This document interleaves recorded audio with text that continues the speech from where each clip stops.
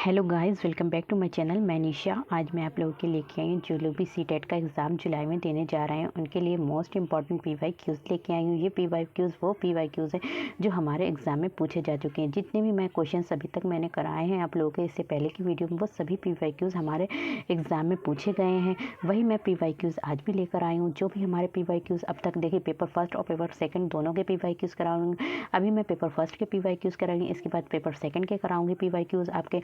और जो पेपर आता है वो आपको जानते हैं कि सभी पेपर जो आते हैं वो हमारे PYQs ही रिपीट होते हैं। तो 2011 से लेकर जितने भी अभी 2024 तक आपका जनवरी तक में जो एग्ज़ाम हुआ था उसके जो भी एग्ज़ाम में पूछे गए हैं वो सभी क्वेश्चंस आपको यहाँ पे मिल जाएंगे। तो चलिए स्टार्ट करते हैं। जिन लोगों ने इससे पहले की 8 क्लासेस नहीं देखी वो जाकर देख सकते हैं, और आपकी EVS की क्लासेस भी चल रही हैं। और अगर आप लोग मैथ्स की पेडागोजी और EVS की पेडागोजी करना चाहते हैं, सॉरी हिंदी की पेडागोजी, तो आपकी शॉर्ट वीडियोस में करा दी गई है। और बाकी अगर आप लोग किसी भी कॉम्पिटेटिव एग्ज़ाम की तैयारी कर रहे हैं, देखिए कॉम्पिटेटिव एग्ज़ाम में सभी में हिंदी तो पूछी ही जाती है और हिंदी मस्ट है आप लोगों की। तो मैंने एक जो सीरीज़ स्टार्ट करी है जो आदित्य पब्लिकेशन की बुक सामान्य हिंदी है, उससे मैं पढ़ा रही हूँ आप लोगों को। तो परसों जो भी क्लास आप लोगों की जो स्टार्ट हो गई, क्लास फर्स्ट और क्लास सेकंड जो है वो हो चुकी हैं। बाकी आपकी क्लासेस, डेली क्लासेस रात 8 बजे, जिनको भी पढ़ना है, आपकी हिंदी अच्छी करनी है तो वो इससे क्लास में जुड़ सकते हैं और अपनी हिंदी की तैयारी अच्छे से कर सकते हैं।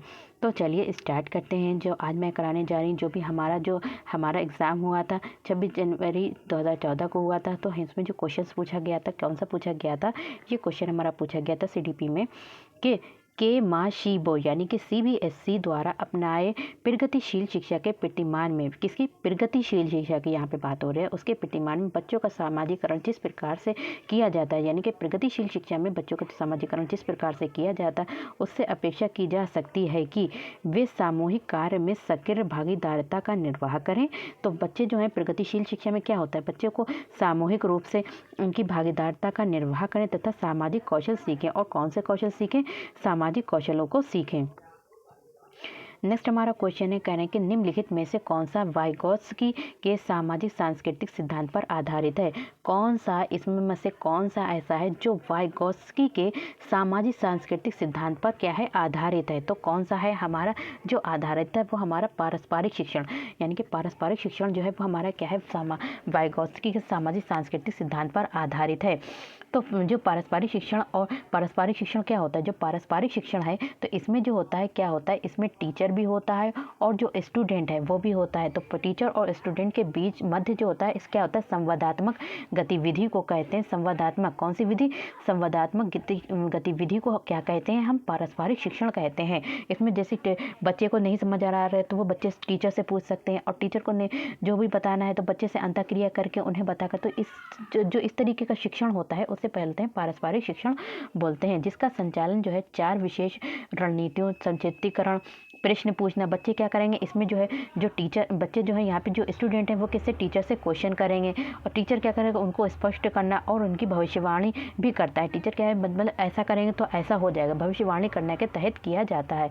तो पारस्परिक शिक्षण का जो उद्देश्य है वो छात्र और शिक्षकों के बीच सामूहिक प्रयास के माध्यम से समस्या का हल निकालना है। तो जो पारस्परिक शिक्षण किया जाता है, इससे क्या होता है, टीचर और स्टूडेंट दोनों जो है जो भी समस्या होती है उनका हल निकालते हैं। नेक्स्ट हमारा क्वेश्चन है, क्वेश्चन नंबर 3, ये कह रहे हैं कि एक शिक्षिका अपनी कक्षा में कहती है सभी प्रकार के प्रदत्त कार्यों, एक टीचर है यहाँ पे, एक शिक्षिका है, वो एक शिक्षिका है अपनी क्लास में क्या कहती है, सभी प्रकार के प्रदत्त कार्य यानी कि असाइनमेंट का निर्माण इस प्रकार किया गया है। बता रही है बच्चों को कि इस प्रकार किया गया कि प्रत्येक विद्यार्थी अधिक प्रभावशाली ढंग से सीख सके। तो जो भी असाइनमेंट है उनको इस तरीके से बताया गया है कि सभी विद्यार्थी जो है अधिक प्रभावशाली ढंग से क्या करें, सीख सके। तो अतः सभी विद्यार्थी बिना किसी अन्य की सहायता से अपना कार्य पूर्ण करें, और सभी विद्यार्थी जो है वो किसी की सहायता न लेकर अपने सभी कार्य को पूरा करेंगे, कोई किसी की सहायता नहीं लेगा। तो वो कोलबर्ग के किस नैतिक विकास के चरण की ओर संकेत कर रहा है। अब यहाँ पे जो बताया गया है, तो जो शिक्षिका ने ये सारी बातें कही हैं, तो वो कह रहे हैं कि वो कौन से कोलबर्ग के कौन से नैतिक विकास के चरण की ओर संकेत दे रही हैं। तो वो जो दे रही हैं वो दे रही औपचारिक चरण 4 कानून और व्यवस्था के अंतर्गत जो ये सिद्धांत दिया गया संकेत दे रही है। नेक्स्ट हमारा क्वेश्चन है, क्वेश्चन नंबर 4 है कि यहाँ पे कह रहे हैं कि 14 वर्षीय यानी कि 14 वर्षीय देविका अपने आप में पृथक स्वनियंत्रित व्यक्ति की भावना को विकसित करने का प्रयास कर रही है। यहाँ पे एक बच्ची है 14 वर्ष की जो अपने आप में पृथक स्वनियंत्रित यानी कि अलग से स्वनियंत्रित व्यक्ति की भावना को विकसित यानी कि डेवलपमेंट करने का प्रयास कर रही है। तो वो विकसित कर रही है, तो वो किसे विकसित कर रही है, तो वो कैसे स्वायत्तता को विकसित कर रही है, किसे कर रही है, स्वायत्तता को विकसित कर रही है। जो स्वायत्तता का अर्थ जो होता है वो क्या होता है, स्वराज्य। जो स्वायत्तता का अर्थ है जो है वो क्या है, हमारा स्वराज्य है। क्या है, हमारा स्वराज्य है। ठीक है, स्वराज्य है या फिर स्व अधिकार है, स्वशासन है। अतः वो आत्मनिर्भरता तथा स्वयं अपने निर्णय लेने की भावना को यानी वो जो है आत्मनिर्भर बनना चाहती है और चाहती है जिससे अपने खुद निर्णय ले सके। नेक्स्ट हमारा क्वेश्चन है, क्वेश्चन नंबर 5 है। यहाँ पे कह रहे हैं कि प्रगतिशील शिक्षा जो हमारी प्रोग्रेसिव एजुकेशन होती है प्रगतिशील शिक्षा के संदर्भ में निम्नलिखित में से कौन से जो है कथन जॉन डीवी के अनुसार समुचित है। जो प्रगतिशील शिक्षा के संदर्भ में कौन सा कथन जो है जॉन डीवी के अनुसार समुचित है। तो इसमें क्या है, विद्यार्थी स्वयं ही क्या करें, इसमें जो विद्यार्थी हैं वो क्या करें, जो स्टूडेंट हैं वो स्वयं ही यानी कि खुद ही सामाजिक समस्याओं को सुलझाने में सक्षम होना चाहिए। तो कोई भी परिस्थिति आ जाती है, अगर बच्चों के सामने कोई भी समस्या आ जाती है तो वो क्या अपनी समस्या का खुद ही समाधान कर सकें। नेक्स्ट हमारा क्वेश्चन है, क्वेश्चन नंबर 6 है। कह रहे हैं कि भाषा अवबोधन से संबंध विकार है। तो भाषा अवबोधन, भाषा यानी अवबोधन यानी कि समझ, भाषा को समझने से संबंधित जो विकार है वो हमारा कहलाता है भाषाघात। क्या कहलाता है, भाषाघात, जिसे बोलते हैं डिस्फेजिया। अफेजिया भी बोलते हैं और डिस्फेजिया भी बोलते हैं। तो भाषा अवबोधन से संबंध, भाषा अवबोधन यानी अवबोधन मतलब अंडरस्टैंडिंग होती है, तो उससे संबंधित जो विकार है वो हमारा क्या है, भाषाघात है। भाषा अवबोधन से संबंधित विकार भाषाघात यानी कि भाषाघात जो होता है वो मस्तिष्क का एक ऐसी विकार है। जो भाषा है वो किससे संबंधित है, हमारे मस्तिष्क का एक ऐसा विकार है जिसमें व्यक्ति, इसमें क्या होता है, व्यक्ति जो होता है भाषाघात में बोलने, भाषा को बोलने, भाषा को लिखने तथा बोले तथा लिखे हुए शब्दों को समझने या फिर प्रकट करने में अनियमितता, अस्पष्टता एवं अस्थायी विकार उत्पन्न करता है। नेक्स्ट हमारा क्वेश्चन है, क्वेश्चन नंबर 7 है। निम्नलिखित में से कौन सा आलोचनात्मक दृष्टिकोण बहुबुद्धि सिद्धांत से संबंधित नहीं है। कह रहे हैं कि निम्नलिखित में से कौन सा आलोचनात्मक दृष्टिकोण जो है वो बहुबुद्धि सिद्धांत जो था हमारा दिया था हार्वर्ड गार्डनर ने दिया था। तो कह रहे हैं कि बहुबुद्धि सिद्धांत से संबंधित नहीं है। तो बहुबुद्धि सिद्धांत से जो संबंधित नहीं है वो हमारा क्या है, प्रतिभाशाली विद्यार्थी प्रायः एक क्षेत्र में ही अपनी विशेषता प्रदर्शित करते हैं। ये बिल्कुल रॉन्ग है, क्योंकि जो प्रतिभाशाली बच्चे होते हैं वो हर क्षेत्र में क्या होते हैं, अपनी विशेषता को स्पष्ट करते हैं, ना कि किसी एक क्षेत्र में अपनी विशेषता को स्पष्ट करते हैं। तो ये बिल्कुल रॉन्ग है। नेक्स्ट हमारा क्या है, बहुबुद्धि सिद्धांत को वैध नहीं माना जा सकता। जो बहुबुद्धि सिद्धांत है, बहुबुद्धि सिद्धांत को क्या कह रहे हैं कि वैध नहीं माना जा सकता। क्योंकि जो होता है, क्या होता है, विशिष्ट परीक्षणों के अभाव में भिन्न बुद्धियों का मापन संभव नहीं है। कह रहे बहुबुद्धि जो सिद्धांत है उसको वैध नहीं माना जा सकता। क्यों? क्योंकि जब बहुबुद्धि सिद्धांत है उसको अलग अलग तरीके से मापेंगे, अगर उनके टूल्स नहीं है तो अगर विशिष्ट परीक्षणों के अभाव है, अलग परीक्षण नहीं है, तो उनकी भिन्न भिन्न बुद्धियों को कैसे मापना संभव नहीं हो सकता है। तो इसलिए बहुबुद्धि सिद्धांत को वैध नहीं माना जा सकता है। नेक्स्ट हमारा क्वेश्चन है, क्वेश्चन नंबर 9 है। यहाँ पे कह रहे हैं कि कक्षा में विद्यार्थियों की व्यक्तिगत विभेद, जो कक्षा है, क्लासरूम है, उसमें जो विद्यार्थी हैं उनकी व्यक्तिगत विभिन्नता जो है, व्यक्तिगत विभेद क्या करता है, लाभकारी है। क्या होता है, व्यक्तिगत विभेद जो होता है, अलग अलग बच्चों का विभेद जो है वो क्या है, लाभकारी है। हमारे लिए क्या है, लाभकारी है, क्योंकि ये विद्यार्थियों की संज्ञानात्मक संरचनाओं को खोजने में अध्यापकों को प्रवृत्त करता है। नेक्स्ट हमारा क्वेश्चन है, क्वेश्चन नंबर 10 है। कह रहे हैं कि विद्यालय आधारित आंकलन प्रारंभ किया गया था ताकि विद्यालय आधारित आंकलन जो था विद्यालय आधारित आंकलन जो था वो क्या प्रारंभ किया गया था ताकि इससे क्या हो, सभी विद्यार्थियों के संपूर्ण विकास को निश्चित किया जा सके। तो जो विद्यालय के अंदर आंकलन होता है, बच्चों का असेसमेंट किया जाता है, तो वो क्यों किया गया था, इससे क्या होता है, सभी विद्यार्थियों के संपूर्ण विकास को क्या किया जाए, यहाँ पे निश्चित किया जा सके। तो सभी विद्यार्थियों के संपूर्ण विकास को निश्चित किया जा सके। नेक्स्ट हमारा क्वेश्चन है, क्वेश्चन नंबर 11 है। निम्नलिखित में से कौन सा एक अन्य विकल्पों से संबंधित नहीं है। तो अन्य विकल्पों से क्या है, वो संबंधित नहीं है।